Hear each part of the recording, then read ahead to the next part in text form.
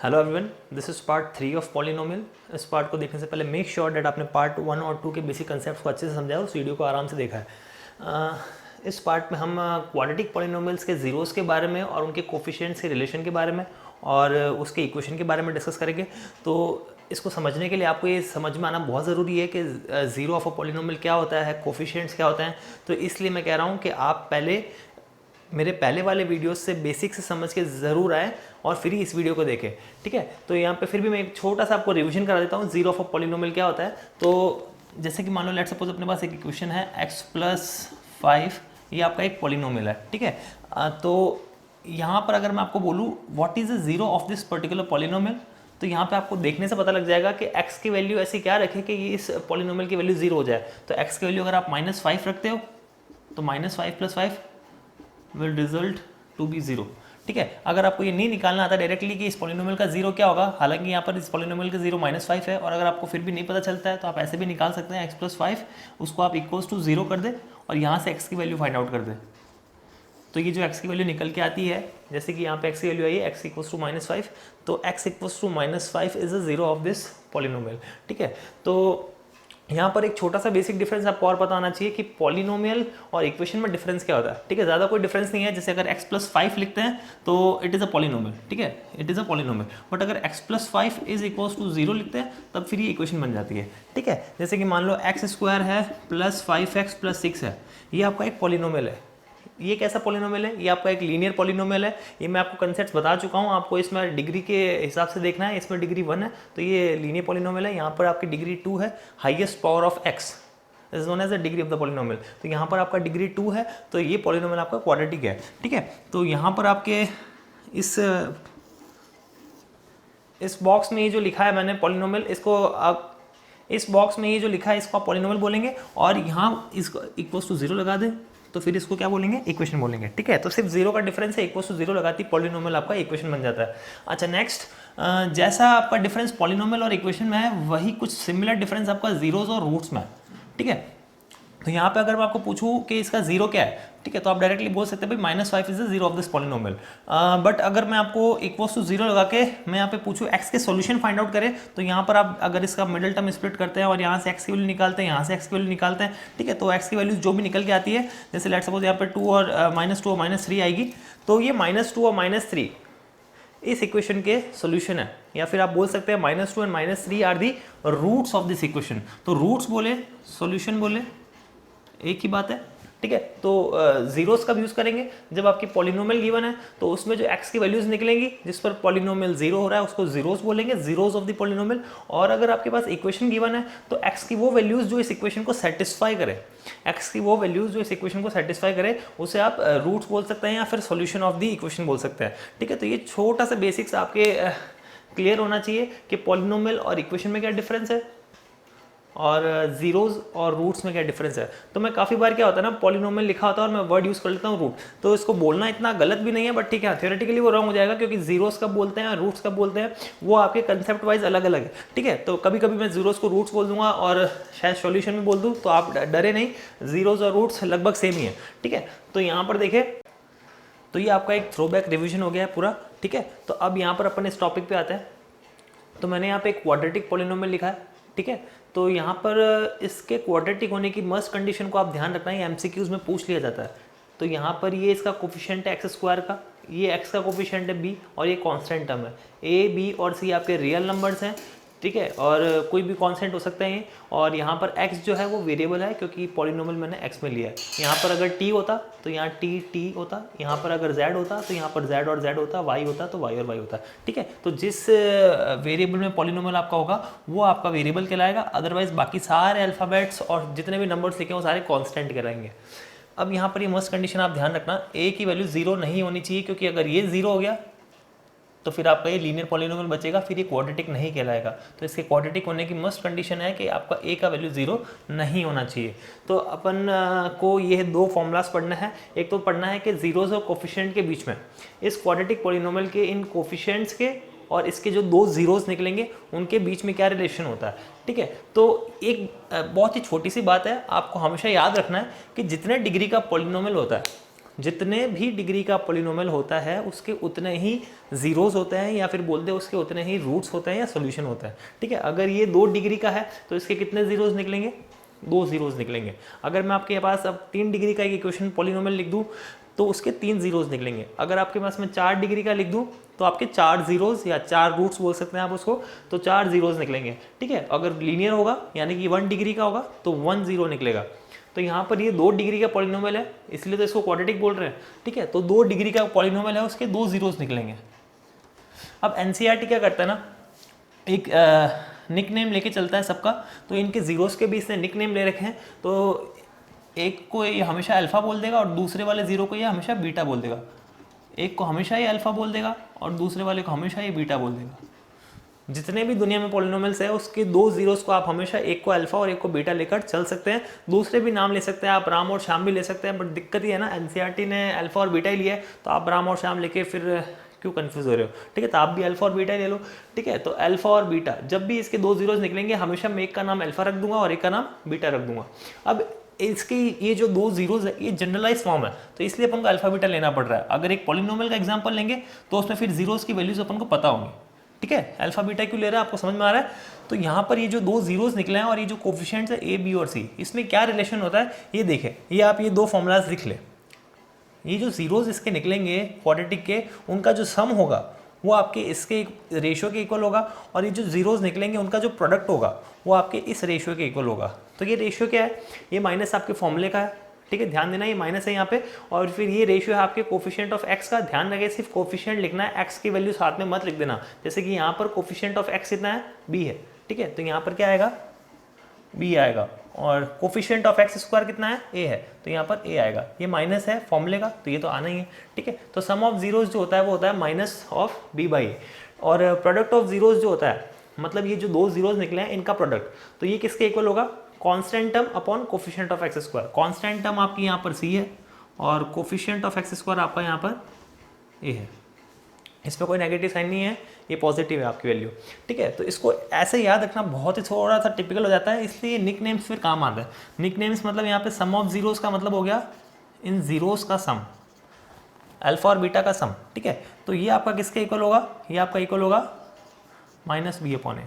तो next time आपको इतना बड़ा याद नहीं रखना है, बट ठीक है ये कंसेप्ट है, ये पता होना ही चाहिए, क्योंकि ये पता होता है तो कभी भी क्वेश्चन में मिस्टेक्स नहीं होती है। ठीक है, फिर आपको ये पता होता है ना तो आप क्या होता है, आप क्वेश्चन में फिर अल्फा बीटा ढूंढने लग जाते हैं। अल्फा और बीटा नहीं लिखा हुआ मिलता है प्रिंटेड, तो फिर आप कंफ्यूजन में आ जाते हैं। तो इसलिए ये आपको बेसिक्स पता होना चाहिए। तो अदरवाइज आप इसको ऐसे याद कर सकते हैं, alpha plus beta is equal to minus B by A, and product मतलब मल्टीप्लीकेशन, तो इन दोनों का जो मल्टीप्लीकेशन होगा वो आपके इक्वल होगा माइनस सी बाई।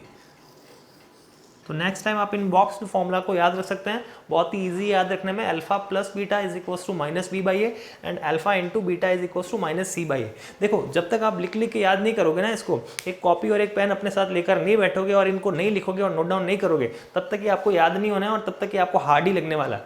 ठीक है, तो आप एक कॉपी और एक पेन लेके बैठे और मेरे साथ साथ लिखते चले, और नहीं तो मेरी वीडियो को स्टॉप करें फिर लिखे।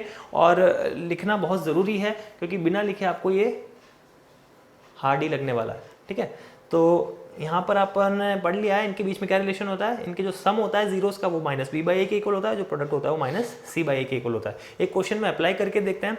ठीक है, जैसे कि मान लो ये आपका एनसीईआरटी के फर्स्ट क्वेश्चन का फर्स्ट पार्ट है। ठीक है, इस फर्स्ट क्वेश्चन में आपको ये बोला है कि फाइंड दी जीरोज। आशा करता हूँ आपके पास बुक होगी, और नहीं भी है तो एक बार मैं वर्बली बोल के आपको बता रहा हूँ, आप सुन लीजिएगा। इस क्वेश्चन में आपको बोला है कि find the zeros of this polynomial and verify the relationships between zeros and coefficient. तो पहले अपन को जीरोस फाइंड आउट करना है और उसके बाद में ये जो मैंने रिलेशनशिप लिखाया है इसको आपको वेरीफाई करना है। ठीक है, तो वेरिफिकेशन का क्या मतलब है उसको बाद में देखेंगे, पहले अपन देख लेते हैं इसके जीरोस क्या क्या होंगे। तो ये क्वाड्रेटिक पॉलिनोमियल है, आपने जीरोस निकालना सीखा होगा। मिडिल टर्म स्प्लिट से इसके जीरोस निकालेंगे, और मिडिल टर्म स्प्लिट अगर आपको नहीं आता है तो मुझे आप कमेंट करके बताएं सर मिडिल टर्म स्प्लिट हमें नहीं आता है, तो मैं उसके ऊपर एक वीडियो लेकर आ जाऊँगा। अदरवाइज अपन यहाँ पे थोड़ा डायरेक्ट चलने वाला है। यहाँ पर जो एक कोफिशिएंट होता है इसका यहाँ पे एक्स स्क्वायर का कोफिशिएंट है, जैसे कि कुछ नहीं लिखा है तो 1 लिख सकते हैं अपन। तो ये 1 को आप 8 से मल्टीप्लाई करें, 1 इंटू 8 8 हुआ। इसके आपको प्राइम फैक्टर्स करना है। ठीक है।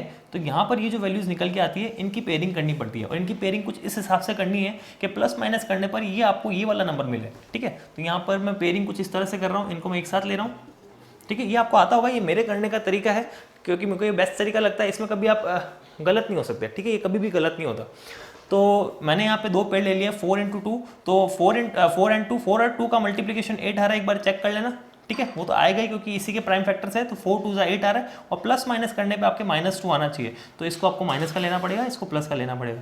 तो इसको जब आप ब्रेक करेंगे तो ये कुछ ऐसा दिखेगा, इसका नाम है middle term split. Middle term को आप 2 पार्ट्स में स्प्लिट करते हैं, ठीक है। तो मिडिल टर्म को आप जब स्प्लिट करेंगे तो ऐसे लिखेंगे कुछ, ठीक है। तो यही इक्वेशन, यही पॉलिनोमियल को वापस मैंने लिखा है, बस मिडिल टर्म को स्प्लिट करके इस तरह से लिख दिया है। अगर आप इसको सॉल्व करते हो -4x + 2x को, तो वापस आपको ये मिल जाएगा, ठीक है। और ये अपने जगह ही है और -8 अपने जगह ही है। तो अब नेक्स्ट स्टेप होता है, इसमें कॉमन लेना पड़ता है, x कॉमन आएगा, यहाँ पर बचेगा x - 4, यहाँ पर 2x और 8 में कॉमन लेना पड़ेगा, यहाँ पर 2 कॉमन आ रहा है, अंदर बचा x - 4, अगेन इसमें और इस फैक्टर में आपके कॉमन आ रहा है x - 4, तो x - 4 फैक्टर कॉमन आ गया। जब ये कॉमन आ गया तो यहाँ बचा x, और जब ये बाहर चला गया तो यहाँ बचा 2, ठीक है। आशा करता हूँ आपको ये समझ आया होगा, और अगर आपको ये नहीं समझ में आया कि इसके फैक्टराइजेशन यहाँ पे कैसे हुए हैं तो प्लीज़ मुझे कमेंट करके बता दीजिएगा, मैं इस पर एक वीडियो लेकर आ जाऊँगा, ठीक है। तो आप यहाँ से डायरेक्टली समझे, इसके मैंने फैक्टर्स कर दिए हैं। तो यहाँ पर जब आप इसके जीरोस निकालने जाएंगे तो यहाँ से एक 0 निकलेगा और यहाँ से एक 0 निकलेगा, ठीक है। तो यहाँ पे 2 जीरोज अपने निकल आ गए हैं, x = 4 है और x = -2 है। अब देखो, जैसा कि मैंने आपको बताया था, मैं एक 0 का नाम तो रख दूंगा अल्फा, और एक 0 का मैं नाम रख दूंगा बीटा, ठीक है। तो अब देखो, अब क्या है ना, अपन ने इसके जीरोस निकाल लिए हैं। जैसे कि मैंने बोला था, एक का नाम मैंने अल्फा रख दिया और एक का नाम मैंने बीटा रख दिया। मैं हर बार यही करने वाला हूँ, 2 जीरोस निकलेंगे, एक का अपन नाम अल्फा रख देंगे, एक का नाम अपन बीटा रख देंगे, ठीक है। तो यहाँ पर अपन को अब क्या करना है, सबसे पहले इस क्वेश्चन में था कि आप जीरोस फाइंड आउट करें, जीरोस अपन ने फाइंड आउट कर लिए। सेकंड पार्ट इसका था कि आपको जीरोस के बीच में और इस पॉलिनोमियल के कोफिशिएंट्स के बीच में रिलेशनशिप को वेरीफाई करना है। तो क्या रिलेशनशिप का फॉर्मूला था कि भाई अपन को ये वेरीफाई करना है कि जो इन 2 जीरोस का सम है वो आपके इस रेशियो के इक्वल आना चाहिए, और जो इन 2 जीरोस, ये जो 2 जीरोस आपके निकले हैं, इनका जो प्रोडक्ट है वो आपके इसके इक्वल आना चाहिए। तो ये आपको वेरिफिकेशन करना है। तो 2 वेरिफिकेशन है, मैं पहले केस पे चलता हूँ, ठीक है। फर्स्ट वेरिफिकेशन, तो पहला वेरिफिकेशन है अपने सम ऑफ जीरोस का। सम ऑफ जीरोस वाले फॉर्मूला को अपन को वेरीफाई करना है। तो फॉर्मूला क्या है, अल्फा प्लस बीटा, ये आपके किसके इक्वल आना चाहिए, -b/a के इक्वल आना चाहिए। अब देखो, जब वेरिफिकेशन कर रहे हैं तो अपन को LHS सेपरेट निकालना पड़ेगा, RHS सेपरेट निकालना पड़ेगा, और एंड में देखना पड़ेगा कि इक्वल आ रहे नहीं आ रहे। अगर LHS RHS इक्वल आते हैं तो हेंस वेरीफाइड, ठीक है।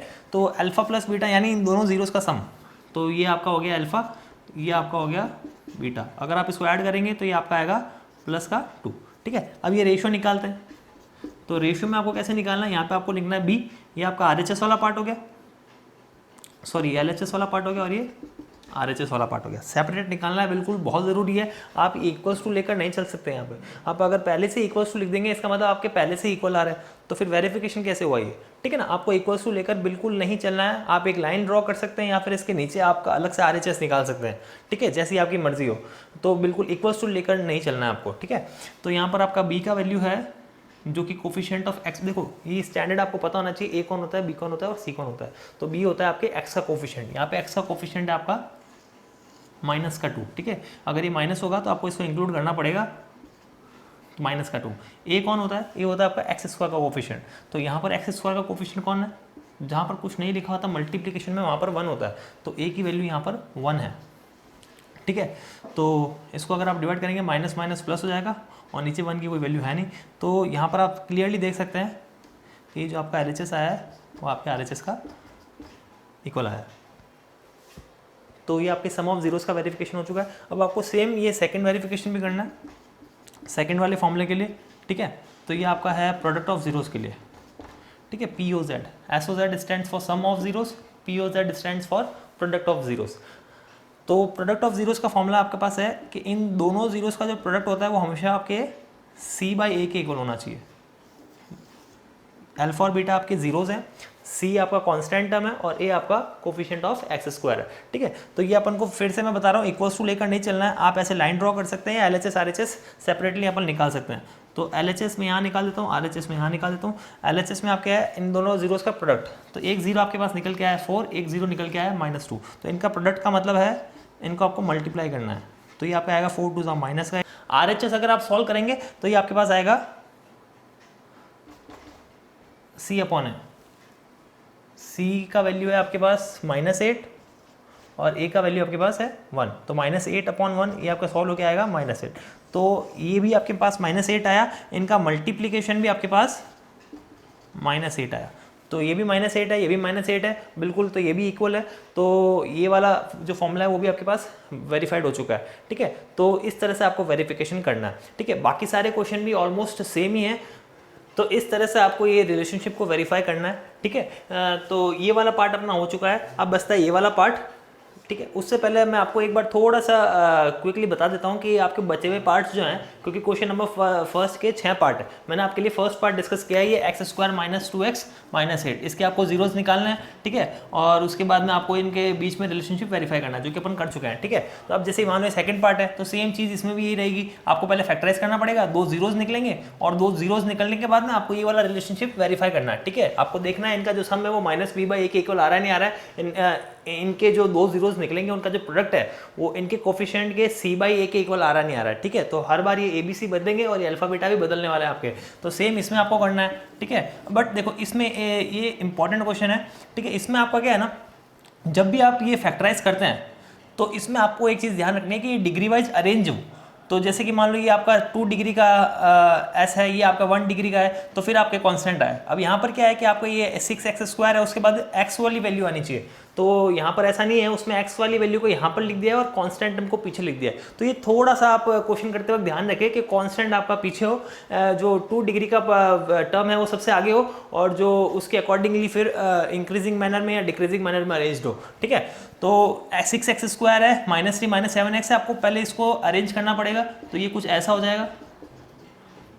अब आप इजीली कर सकते हैं। ठीक है ना, अब आप जब निकालेंगे तो आपके गलत नहीं आएंगे, फिर से वही होगा, इसमें 2 जीरोस निकलेंगे और 2 जीरोस के फिर आपको ये रिलेशनशिप आपको वेरीफाई करना है। ठीक है, अब जब देखो क्या होता है ना, 3 टर्म्स होती है तो मिडिल वाली टर्म स्प्लिट हो जाती है। क्वाड्रेटिक में जब 3 टर्म्स गिवन होती है तो मिडिल वाली टर्म स्प्लिट हो जाती है, बट क्या होता है ना कि जब आपको सिर्फ क्वाड्रेटिक में 2 ही टर्म गिवन हो, जैसे एक ये क्वेश्चन है इसमें सिर्फ 2 ही टर्म है, और एक ये क्वेश्चन है इसमें भी सिर्फ 2 ही टर्म है, फिर ऐसे क्वेश्चंस को कैसे किया जाए, इनके फैक्टराइजेशन कैसे किया जाए। तो इसमें से ये वाला जो पार्ट है ये तो बहुत ही ईजी है, क्योंकि इसमें आपका ये a² - b² का फॉर्मूला लग जाएगा। ठीक है ना, यहाँ पर मैं थोड़ा सा क्वेश्चन को चेंज कर देता हूँ ताकि आपको समझने में आसानी हो।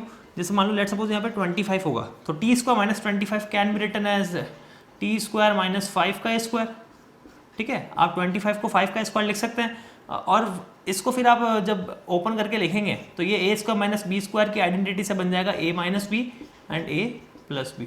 तो ये आपके 2 फैक्टर्स बन गए हैं, यहाँ से एक जीरो निकलेगा जिसका नाम आप अल्फा रख देना, यहाँ से एक जीरो निकलेगा जिसका नाम आप बीटा रख सकते हो, और फिर से आपको करना तो वही है, रिलेशनशिप को वेरीफाई करना है। ठीक है, तो यहाँ पर ये क्वेश्चन इस तरह से हो जाएगा। और ये जो क्वेश्चन है इसमें आप क्या होता है ना, जब आपको कांस्टेंट और 2 डिग्री का दिया होता है तो नॉर्मली इसमें आइडेंटिटी लग जाती है, बट जब ऐसे वाले क्वेश्चन आएंगे तो उसमें आपको सिर्फ जस्ट कॉमन लेना है, क्योंकि यहाँ पर यू कॉमन आ रहा है, और अगर कांस्टेंट भी आ रहा है तो वो भी कॉमन लेना है। जैसे यहाँ पर 4 कॉमन आ रहा है, दोनों में 4 है, और यहाँ पर u भी एक फैक्टर कॉमन आ रहा है, तो यहाँ पे 4u² में से 4u कॉमन आ गया, 4 बाहर चला गया, एक u बाहर चला गया, तो अंदर बचा एक u, और यहाँ 8u में से जब 4u कॉमन आ गया तो यहाँ बचा 2।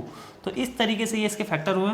ठीक है, तो यहाँ से एक जीरो निकलेगा, मतलब एक u की वैल्यू यहाँ से निकलेगी, एक u की वैल्यू यहाँ से निकलेगी, तो फिर अगेन आपको वही करना है, रिलेशनशिप को वेरीफाई करना है। ठीक है, तो इस तरह से ये आपके 6 के 6 क्वेश्चन है, और सेम मेथड से करना है जिस मेथड से मैंने आपको फर्स्ट पार्ट समझाया। और अगर आप फिर भी नहीं कर पाते हो या काफ़ी सारी प्रॉब्लम आपको फेस करनी पड़ती है तो आप मुझे कमेंट करके बता देना, मैं इन पार्ट्स को भी अच्छे से एक वीडियो बना के डिस्कस कर लूँगा। ठीक है, मेरे हिसाब से ये सारे पार्ट फर्स्ट पार्ट के रिलेवेंट है और सारे के सारे सेम है, तो मैंने डिस्कस करना ज़रूरी नहीं समझा। ठीक है, तो अपन नेक्स्ट वाले पे आते हैं। जैसे कि मान लो अब आपको अगर पॉलिनोमियल गिवन है तो आप जीरोज़ निकालते हो और फिर उसको वेरीफाई करते हो, बट अगर आपको ये बोल दिया जाए कि आपको जीरोज़ गिवन है और आप पॉलिनोमियल कैलकुलेट कीजिए, तो फिर उसमें कैसे होगा। जैसे लेट सपोज इसको ही देख लेते हैं। ठीक है ना, एक क्वेश्चन आपके पास है, यही जीरोज़ ले लेते हैं अपन। जैसे मान लो आप क्वेश्चन में दे दिए कि अल्फा की वैल्यू 4 है, मतलब एक 0 4 है और एक 0 2 है। ठीक है, एक 0 4 है और एक 0 माइनस का 2 है। तो आप पॉलिनोमियल फाइंड आउट करके बताएं। तो अब पॉलिनोमियल कैसे निकलेगा, तो इसके लिए अपन को इस फॉर्मूले का यूज़ करना पड़ेगा। तो फॉर्मूला कुछ इस तरह से है, x square minus sum of zeros, x square minus sum of zeros यानी जीरोस का सम, और प्रोडक्ट ऑफ जीरोस यानी जीरोस का प्रोडक्ट, ठीक है।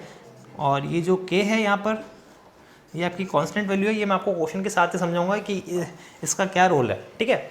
तो यहाँ पर मैंने ये फॉर्मूला लिखा है के x square minus sum of zeros into x plus product of zeros. तो ये फॉर्मूला आपको लर्न करना पड़ेगा, ये फॉर्मूला आपको लर्न करना पड़ेगा। ये कब आपको अप्लाई करना है, जब आपको जीरोस गिवन होंगे, जब आपको जीरोस गिवन होंगे और आपको बोला जाए कि पॉलिनोमियल कैलकुलेट कीजिए, ठीक है। तो उस केस में आपको ये फॉर्मूला अप्लाई करना पड़ेगा, ठीक है। तो फिर आपको ये जीरोस गिवन है इस क्वेश्चन में, ये क्वेश्चन मैंने ऐसे मन से बना लिया आपको जीरोस, ताकि आप वेरीफाई कर सके। मैंने यही जीरोस ले लिए, यही जीरोस को मैंने ले लिया और अपन इससे पॉलिनोमियल निकाल रहे हैं, ठीक है ना। तो यहाँ पर एक्स स्क्वायर माइनस अल्फा की वैल्यू है आपके पास 4 और बीटा की वैल्यू है -2, अल्फा की वैल्यू है 4 और बीटा की वैल्यू है -2, ठीक है। तो ये आपका हो गया। इसके बाद आपको एक्स स्क्वायर ये होगा आपका 4 और -2 एंड -1 आगे है तो माइनस का 2 बचेगा और एक्स इसके साथ मल्टीप्लिकेशन में है, और ये 4 × -2 ये आपका माइनस का 8, ठीक है। अब मैं आपको बताता हूँ इस के का क्या मतलब है। इस के का ये मतलब है कि कभी कभी ऐसा होता है अल्फा और बीटा आपके फ्रैक्शन में होता है, ठीक है ना। अल्फा और बीटा जब आपके फ्रैक्शन में होंगे यहाँ पे, तो यहाँ पे एक नीचे वैल्यू जनरेट होगी, ठीक है। तो उस नीचे वाली जो वैल्यू को जनरेट जो होगी उसको कैंसिल आउट करने के लिए यहाँ पे एक ही है। अब जैसे नीचे कुछ नहीं वैल्यू है, नीचे यहाँ पे कुछ नहीं मतलब 1 है, तो इसके एक ही वैल्यू आप 1 ले सकते हैं। जब इसके एक ही वैल्यू को 1 लेंगे तो 1 को लिखने का कोई सेंस नहीं बनता, तो आपका ये फाइनल आंसर बन जाएगा, ठीक है। और अगर नीचे फ्रैक्शन वाली वैल्यू जनरेट होती है, लेट्स सपोज नीचे 4 जनरेट होता, ठीक है, यहाँ पर नीचे 4 जनरेट होता, तो मैं के की वैल्यू क्या ले लेता 4 और इसको इससे कैंसिल कर देता। अच्छा, ऐसा क्यों करता मैं कि जो भी वैल्यू यहाँ जनरेट हो रहा है उसको यहाँ पर यहाँ ले रहे हैं, ये इसलिए कर रहे हैं क्योंकि ये पॉलिनोमियल है। अगर इसको इक्वेशन लिखता, लेट सपोज अगर ये इक्वेशन होती, तो वैसे भी जो नीचे जनरेट होता है उसको आपको 0 में भेजना था। जो भी नीचे जनरेट होता है वो 0 में जाता और 0 × 4 0 बन जाता। नीचे 8 जनरेट होता तो 8 × 0 0 8 0 बन जाता, ठीक है। तो ये नीचे वाली वैल्यू का कोई सेंस नहीं होता। तो यहाँ पर क्या करता है अपन, जो वैल्यू नीचे जनरेट होती है उसको यहाँ पर अपन के की वैल्यू को लेट कर लेते हैं और उसको कैंसिल कर देते हैं, क्योंकि इसका वैसे भी मतलब नहीं है, ठीक है। तो ऐसा क्यों कर रहे हैं सर, इक्वल टू 0 लिख के क्यों नहीं कर रहे हैं, क्योंकि अपन को पॉलिनोमियल पूछा है। मैंने आपको पहले भी बताया है पॉलिनोमियल और इक्वेशन में क्या डिफरेंस है। अपन यहाँ पॉलिनोमियल्स को डिस्कस कर रहे हैं तो इक्वल टू 0 लेकर नहीं चल सकते, ठीक है, इसलिए ऐसा हो रहा है। तो यहाँ पर मैं इसको हटा देता हूँ। यहाँ पर अभी अपन को के की वैल्यू 1 लेनी है, ठीक है। तो अपना फाइनल आंसर ही आया। तो आप देख सकते हैं यही वापस पॉलिनोमियल निकल कर आया है। अगर आप इस जीरोस से बैक प्रोसेस करते हैं और पॉलिनोमियल को कैलकुलेट करते हैं तो यही पॉलिनोमियल निकलता है। इसका मतलब अपना ये फॉर्मूला जो है वो एकदम सही है, ठीक है। और ऐसे ही आपको सारे क्वेश्चंस करना है। अगर आपको जीरोस दिए हैं तो आपको ऐड और प्रोडक्ट करके यहाँ रखना पड़ेगा। कभी कभी क्वेश्चंस में क्या होता है, जैसे कि एनसीईआरटी में क्वेश्चन जो दिया है उसमें आपको सम करके दिया है, आपको ये करके दिया है कि सम ऑफ जीरोस कितना होगा और प्रोडक्ट ऑफ जीरोस कितना होगा, ये आपको पहले से करके दिया है। तो आपको फिर ऐड करने की और प्रोडक्ट करने की कोई नीड नहीं है। जैसे कि आपका ये क्वेश्चन नंबर 2 है, उसका मैंने 6 पार्ट डिस्कस किया है। यहाँ पे क्वेश्चन नंबर 2 में बोला है find the quadratic polynomial whose sum and product are as follows. तो मतलब जीरोस का जो है वो सम दे रखा है, प्रोडक्ट भी दे रखा है। मतलब 4 और 1 जो है यहाँ पर अल्फा और बीटा नहीं है, ये जो 4 है, ये जो 4 है वो आपका सम है जीरोस का, और ये जो 1 है वो आपका प्रोडक्ट है जीरोस का, ठीक है। आई होप आपको समझ में आ रहा होगा। यहाँ पर क्या था ना, आपके जीरोस गिवन थे तो आपको जीरोस को ऐड खुद से करना पड़ा, प्रोडक्ट भी खुद से करना पड़ा। यहाँ पर क्वेश्चन में जो एनसीईआरटी में जो क्वेश्चन नंबर 2 है उसमें क्या है, सम जो आपको करके दिया है और प्रोडक्ट भी आपको करके दिया है, ठीक है। तो अगर इस क्वेश्चन को आप सॉल्व करेंगे, अगर आप क्वाड्रेटिक आपको पॉलिनोमियल निकालना है तो फॉर्मूला कौन सा यूज़ करेंगे, ये वाला फॉर्मूला यूज़ करेंगे। तो पहले फॉर्मूला लिख देते हैं। तो फॉर्मूला आपके पास है x square minus sum of zeros into x plus product of zeros, ठीक है। तो के की वैल्यू के एंड तक चलाना है और के की वैल्यू किस हिसाब से डिसाइड होगी, अगर नीचे कोई फ्रैक्शन जनरेट होता है तो उसके अकॉर्डिंग लेना है आपको, और अगर नीचे अगर फ्रैक्शन जनरेट नहीं होता है तो ये ऑटोमेटिक 1 होता है और ये हट जाता है, ठीक है। तो X square minus sum of zero, sum की वैल्यू आपके पास है 4, तो ये 4 की वैल्यू आपको यहाँ पर डायरेक्ट पुट करनी है। सम ऑफ जीरोस की जगह 4 पुट करना है, मल्टीप्लिकेशन में x है, प्लस है आपका प्रोडक्ट ऑफ जीरोस, प्रोडक्ट की वैल्यू आपके पास 1 दे रखी है। ये सब कुछ क्वेश्चन में गिवन है, ठीक है। तो यहाँ पर फिर से नीचे कुछ जनरेट नहीं हुआ तो k की वैल्यू अपन 1 ले लेंगे, तो फाइनल आपका आंसर निकल के आएगा, क्योंकि k की वैल्यू 1 हो चुकी है, ठीक है। तो मतलब ये आपका फाइनल आंसर निकल के आया। तो मतलब अगर ऐसा पॉलिनोमियल जिसके सम ऑफ जीरोस 4 है और प्रोडक्ट ऑफ जीरोस 1 है तो वो पॉलिनोमियल आपका x² माइनस 4x प्लस 1 होगा। ठीक है, तो इसके बाकी के 4 से 5 जो पार्ट है उसको भी ऐसे ही करना है। जैसे कि मैं आपको एक एग्जांपल लेके समझा देता हूँ कि फ्रैक्शन में अगर आ जाए तो उसको कैसे करना है।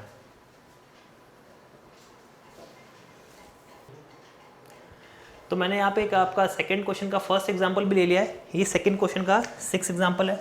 ठीक है, तो आपको करना क्या है, आपको क्वाड्रेटिक पॉलिनोमियल निकालना है जिसके आपको सम और प्रोडक्ट रेस्पेक्टिवली गिवन है। मतलब फर्स्ट वाला जो है वो आपका सम है और सेकंड वाला जो है वो आपका जीरोस का प्रोडक्ट है। ठीक है, तो यहाँ पे आपका एक और एग्जांपल ले लेते हैं जिसमें आपको k की वैल्यू कैसे लेनी है वो समझ में आए, क्योंकि हर बार तो 1 ही हो रही थी। अब देखो इस एग्जाम्पल को देखो, तो यहाँ पर ये आपका क्या है, ये अल्फा नहीं है, बिल्कुल भी ध्यान रखना, और ये बीटा नहीं है, ये अल्फा बीटा नहीं है, क्वेश्चन में बोला हुआ है ये सम ऑफ जीरोस है, ये सम है जीरोस का, ये अल्फा प्लस बीटा है और ये आपका प्रोडक्ट है जीरोस का।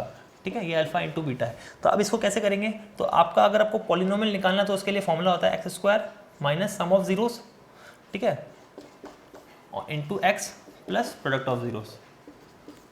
ठीक है, और ये बगल में होता है k। तो x² सम ऑफ जीरोस की वैल्यू है यहाँ पर 1/4 और प्रोडक्ट ऑफ जीरोस की वैल्यू यहाँ पर -1। ठीक है, तो k, अब इसको सॉल्व करना है तो एलसीएम लेना पड़ेगा क्योंकि आपको स्टैंडर्ड फॉर्मेट में चीज़ें निकालनी है। तो यहाँ पर 1 है, यहाँ पर भी नीचे 1 है, तो 1 4 और 1 का एलसीएम 4 आएगा। ठीक है, 1 4 जा होता है तो 4 इंटू x² आप जब करोगे तो 4x² आएगा, ये आपको मेरे को बताने की जरूरत नहीं है। ठीक है, एलसीएम लेना आपको आना चाहिए। 4 इंटू 1 होता है 4, तो इसको आपको 1 से मल्टीप्लाई करना पड़ेगा। ठीक है, 1 की टेबल में 4 टाइम्स 4 आता है, तो इसके न्यूमरेटर को आपको 4 से मल्टीप्लाई करना पड़ेगा। तो 4 इंटू -1 -4, और तो ये माइनस का 4। ठीक है, अब क्या है ना कि नॉर्मली यहाँ पर इक्वल्स टू में 0 होता है। ठीक है, but this is not a equation. अपन को क्या फाइंड आउट करना है, पॉलिनोमियल। तो जब पॉलिनोमियल फाइंड आउट करना है तो अपन इक्वल्स टू में 0 लेकर नहीं चल सकते। और अगर आपको ये टीचर्स सिखाते हैं या कोई ऑनलाइन वीडियोस में अगर आप देखते हैं कि इक्वल्स टू 0 लिया हुआ है तो वो बिल्कुल गलत है, थ्योरेटिकली बिल्कुल रॉन्ग है वो। आपको यहाँ पे इक्वल्स टू 0 नहीं लेना है बिल्कुल भी। ठीक है, तो अपन क्या करेंगे फिर, इस 4 का क्या करना है, क्योंकि वैल्यू तो इसकी वैसे भी नहीं है। अगर इक्वेशन होती तो जाता तो 0 में ही, बट आपको लिखने के लिए ऐसे ही लिखना पड़ेगा, k की वैल्यू आपको लिखनी पड़ेगी लेट k इक्वल्स टू 4। फिर नेक्स्ट टाइम में आपको ऐसे लिखना पड़ेगा, k की वैल्यू 4 लेनी पड़ेगी। ठीक है, और उसके बाद में आपको 4x² माइनस 1x माइनस 4, और इस 4 को इस 4 से कट करना पड़ेगा, तो फाइनल आंसर आपका ये बन जाएगा। ठीक है, तो जो वैल्यू नीचे जनरेट होती है उसी की वैल्यू को यहाँ पर कॉपी करके लिखना है k की जगह, और उसको उससे कैंसिल कर देना है ताकि ये आपका फाइनल आंसर बन जाए। ठीक है, तो इस तरह से आपके ये 2 टॉपिक्स मैंने आज क्लियर किए हैं। एक तो जब आपको रिलेशनशिप वेरीफाई करना हो जीरोज़ में और कोफिशिएंट में, और दूसरा टॉपिक है आपका कि आपको जब पॉलिनोमियल निकालना हो और जीरोज़ आपको गिवन हो, या तो सम ऑफ जीरोज़ गिवन हो, या प्रोडक्ट ऑफ जीरोज़ गिवन हो, या फिर जीरोज़ इंडिविजुअल गिवन हो, ताकि आप सम और प्रोडक्ट खुद से कर सके। ठीक है, तो आई होप आपको ये लेक्चर अच्छे से समझ में आया होगा। नेक्स्ट लेक्चर में अपन एक्सरसाइज 2.3 को डिस्कस करेंगे। अगर आपके इस लेक्चर में आपको कोई डाउट है या कोई क्वेश्चन में आपको डाउट है तो प्लीज़ कमेंट करके बताइएगा, और साथ में ये भी कमेंट कीजिएगा कि आपको वीडियो कैसा लगा और आपको क्या चेंजेस चाहिए मेरे इस पढ़ाने के तरीके में। ठीक है, तो आशा करता हूँ आपको सब कुछ समझ में आया होगा। तो आप मेरे चैनल को सब्सक्राइब करें और इस वीडियो को जितना हो सके उतना शेयर करें। Thanks for watching.